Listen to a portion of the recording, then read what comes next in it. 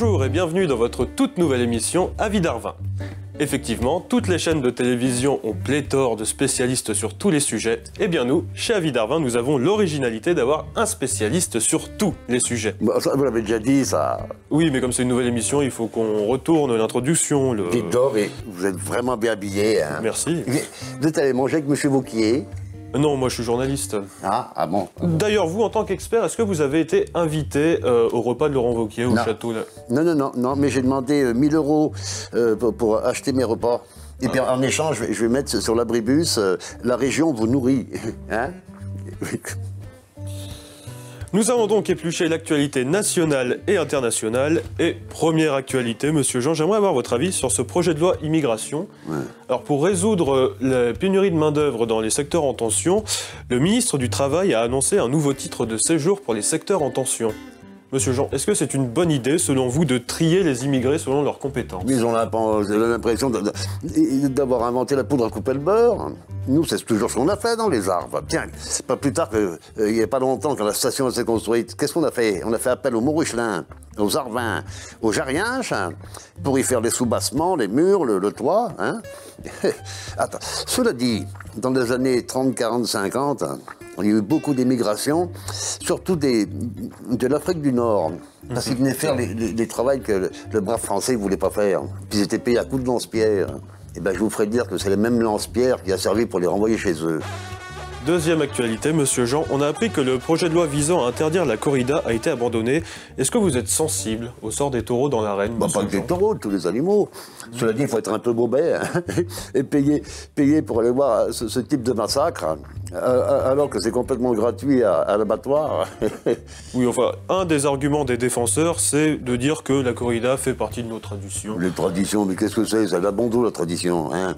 Il y a des pays, par-ci par-là, ou bien n'importe. Vous savez ce que c'est la tradition?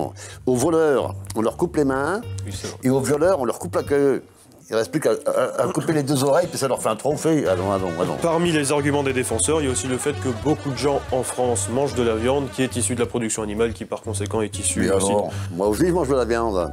C'est pas pour ça que mon fermier court après ses poules avec 2 aiguilles à tricoter pour leur piquer dans le croupion, non? Tu as dit, j'ai un voisin, il dit... Un voisin... Oui, l'actionnaire chez Total. Non, un philosophe. Hein. Il dit, pourquoi Dieu, dans son infinie sagesse, il a fait 2 cornes au taureau et un seul croc du fût au toréador.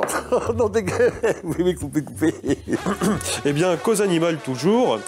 Le gouvernement a fait plusieurs annonces dans le cadre de son plan chasse et il impose notamment un taux d'alcoolémie limité à 0,5 mg de sang aux chasseurs. Non, les gars, ils veulent interdire la chasse? Non, ils veulent mettre une limite d'alcoolémie, comme sur, par exemple, la conduite ou... C'est ce que je dis, ils veulent interdire la chasse. Hein.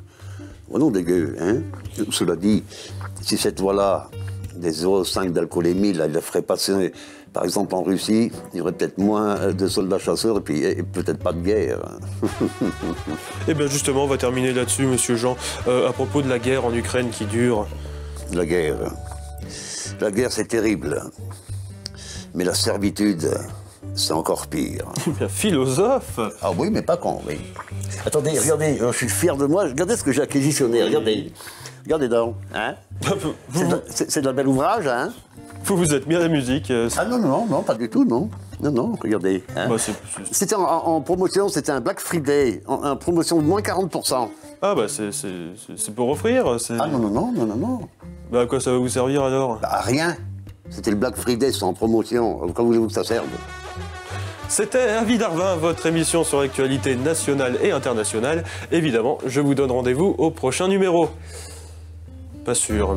Ah, bah moi je serai là, moi par contre.